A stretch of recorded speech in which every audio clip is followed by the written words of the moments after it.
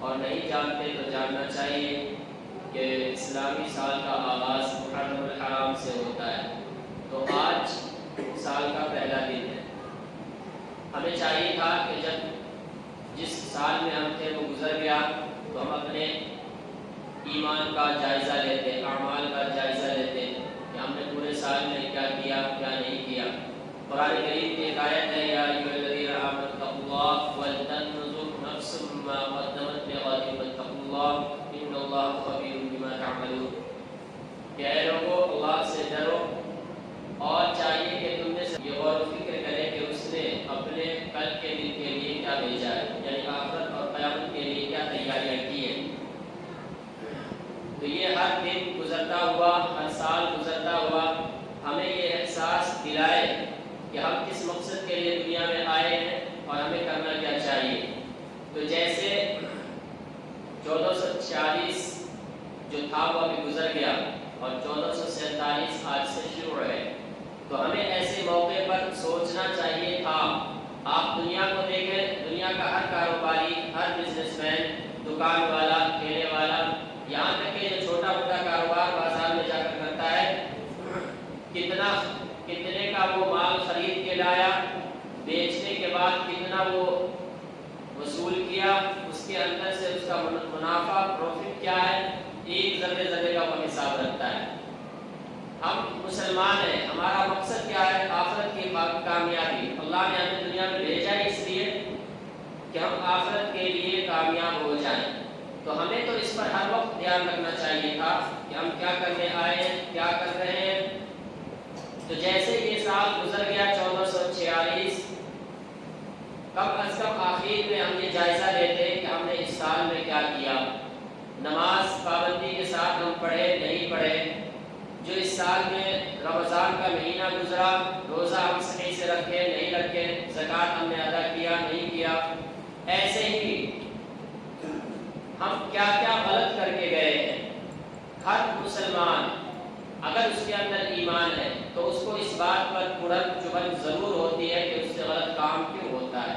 خود اپنی ذات پہ ہی نہیں، دوسروں کو بھی غلط کرتا ہوا دیکھتا ہے تو اس کا دل روتا ہے کہ کیوں کوئی آدمی گناہ کر رہا ہے، کیوں سب کے سب پکے سچے نمازی قرآنی مسلمان بن نہیں جاتے۔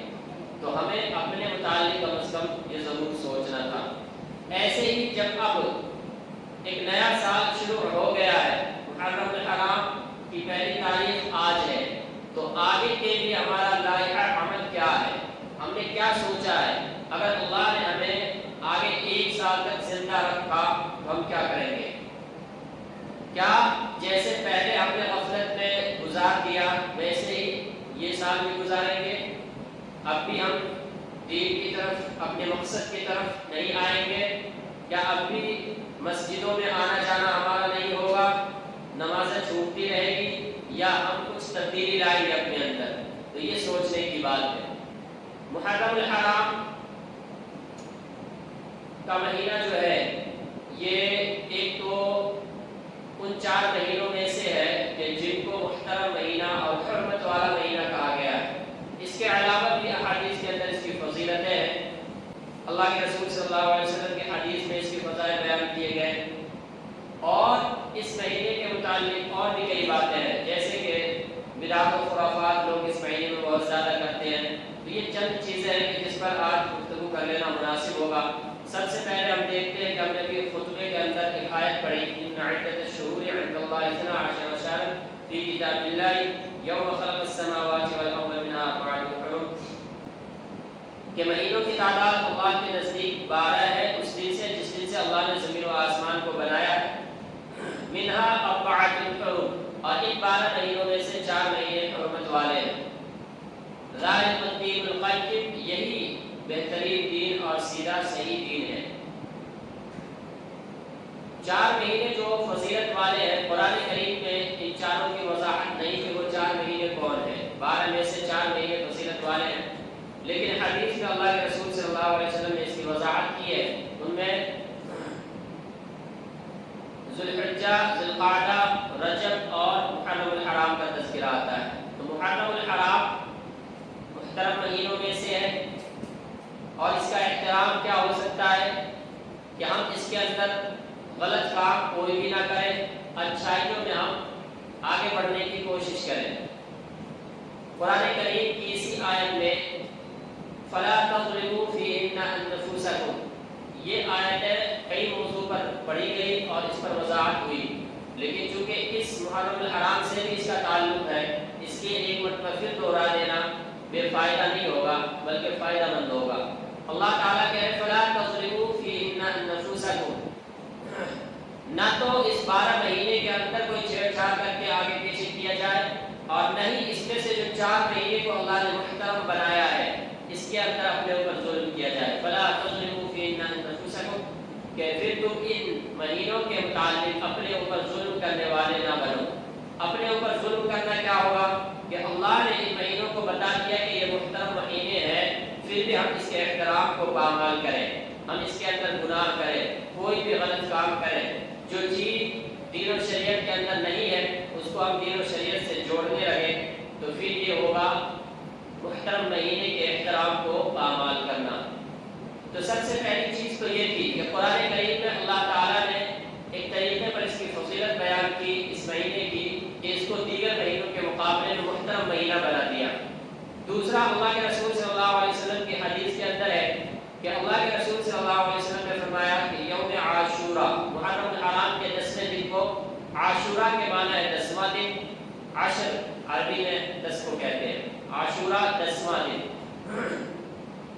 تو محرم الحرام کی جو 10ویں تاریخ ہوگی اس کے متعلق اللہ کے رسول نے فرمایا کہ اس دن اگر کوئی شخص روزہ رکھتا ہے تو اللہ تعالیٰ اس کے پیچھے 1 سال کے گناہ کو معاف کر دیں گے۔ یہ بات درست ہے اللہ کے رسول صلی اللہ علیہ وسلم سے، اور اس میں اللہ کے رسول صلی اللہ علیہ وسلم سے یہ بات بھی ثابت ہے کہ جب آپ کا آخری سال تھا آپ روزہ رکھتے بھی تھے۔ سب سے پہلے اس سے پہلے اور بھی ایک بات سمجھیے کہ مسلمانوں پر جب تک رمضان المبارک کا روزہ فرض نہیں ہوا تھا، حضرت عائشہ صدیقہ رضی اللہ عنہ فرماتی ہے کہ جب تک مسلمان بھی عاشورہ کا روزہ ہی رکھتے تھے اور اس پر وہی روزہ رکھنا فرض تھا۔ مسلمان ہی نہیں بلکہ مکہ کے اندر جو مشرکین تھے وہ لوگ بھی روزہ رکھا کرتے تھے عاشورہ کے دن۔ جب رمضان المبارک کے روزے کی فرضیت ہو گئی تو عاشورہ کے دن کے روزے کی فرضیت ختم ہو گئی، سنیت اور استحباب باقی رہا، کیونکہ اللہ کے رسول صلی اللہ علیہ وسلم پھر بھی اس دن روزہ رکھتے تھے۔ اللہ کے رسول صلی اللہ علیہ وسلم جب ہجرت کر کے مدینہ پہنچے، مدینہ کے اندر آپ کو معلوم ہوا کہ یہود، مدینہ میں یہود کے بہت سے قبائل رہتے تھے، بنو قریظہ، بنو قینقاع، بنو نذیر، تو یہ لوگ اس دن کو روزہ رکھتے تھے 10ویں تاریخ، محرم الحرام کی 10ویں تاریخ کو۔ اللہ کے رسول صلی اللہ علیہ وسلم نے پوچھا ان یہودیوں سے کہ تم اس دن روزہ کیوں رکھتے ہو؟ انہوں نے اس کی وجہ بتائی کہ اللہ تعالیٰ نے حضرت موسیٰ علیہ السلام کو اور حضرت موسیٰ علیہ السلام کے ساتھ بنی اسرائیل کو اسی 10ویں تاریخ، محرم الحرام کی 10ویں تاریخ کو فرعون کے ظلم و ستم سے نجات دیا تھا، اور فرعون کو مع اس کے لشکر کے ساتھ کے اندر غرق کر دیا تھا۔ تو اس کے شکرانے میں ہم لوگ اس تاریخ کو روزہ رکھتے ہیں۔ اللہ کے رسول صلی اللہ علیہ وسلم نے فرمایا کہ حضرت موسیٰ علیہ السلام سے جو تعلق میرا ہے وہ تم سے زیادہ قریبی ہے، اور میں اس کا زیادہ مستحق ہوں، میں اس دن روزہ رکھ کے شکر ادا کروں اللہ تعالیٰ کا۔ اللہ کے رسول نے بھی، حضرت موسیٰ علیہ السلام نے بھی، یقینی سی بات ہے آپ کا تعلق حضرت موسیٰ علیہ السلام سے زیادہ ہے۔ اور بھی بہت سارے فرق ہے، کیونکہ یہودیوں نے خود حضرت موسیٰ علیہ السلام کے دین کو ٹکرایا اور چند چیزیں ایسی گھڑ لی کہ جس کی وجہ سے ان کو ہدایت ملنا مشکل ہو گیا۔ تو حقیقت میں ان کا تعلق خود حضرت موسیٰ علیہ السلام سے نہیں، ان کی تعلیمات سے نہیں، بلکہ ہم مسلمانوں کا تعلق ہے۔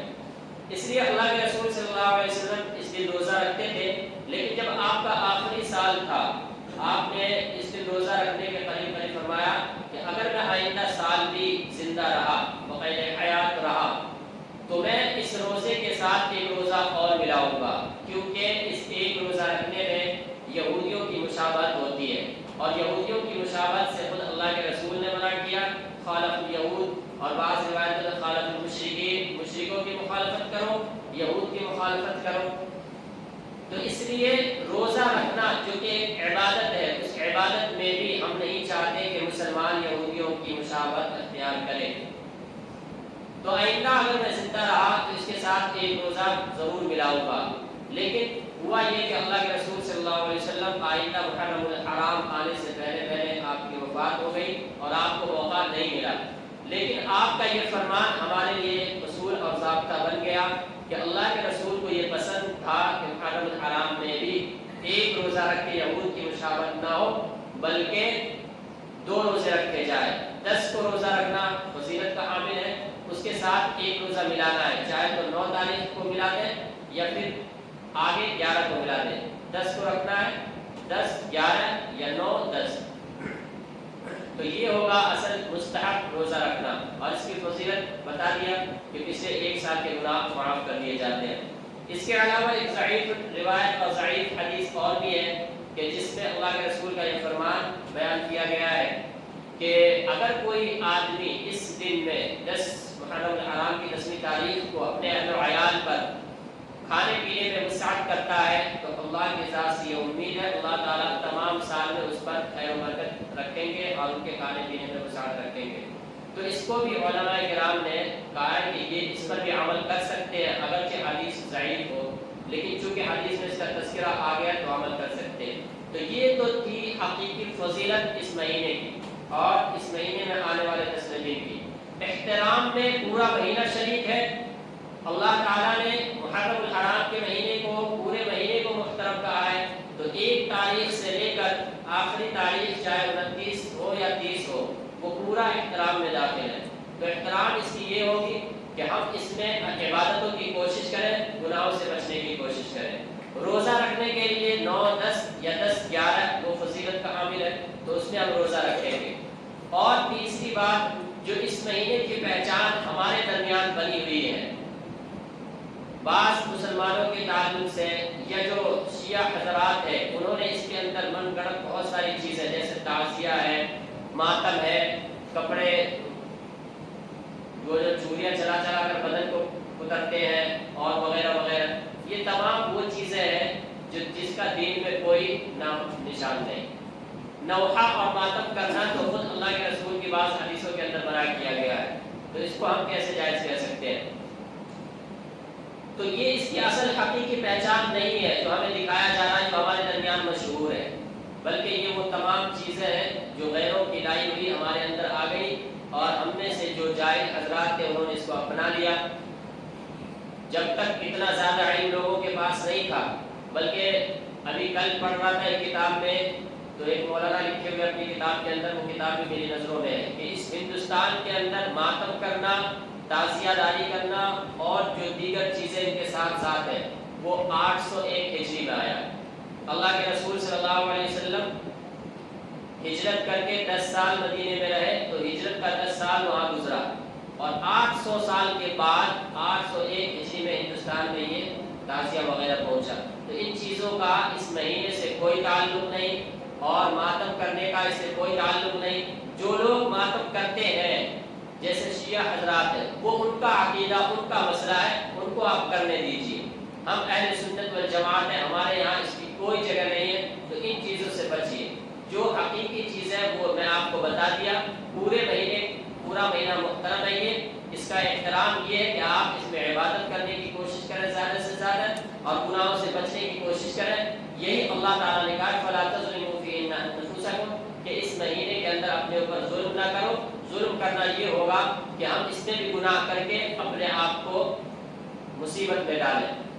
اور ایک بات پہلے بھی کئی مرتبہ بتایا اور پھر بتا رہا ہوں کہ جو ایسے موقع ہوتے ہیں جہاں ہمیں ثواب زیادہ ملنا ہوتا ہے یا جو ایسے مہینے ایسے دن کہ جس میں ہمیں گناہوں سے بچنے کی تاکید زیادہ کی جاتی ہے، شیطان پوری زور لگا دیتا ہے کہ اس کو پھر بھی گناہ کے اندر مبتلا کریں تاکہ اس کو گناہ بھی اتنا زیادہ ملے۔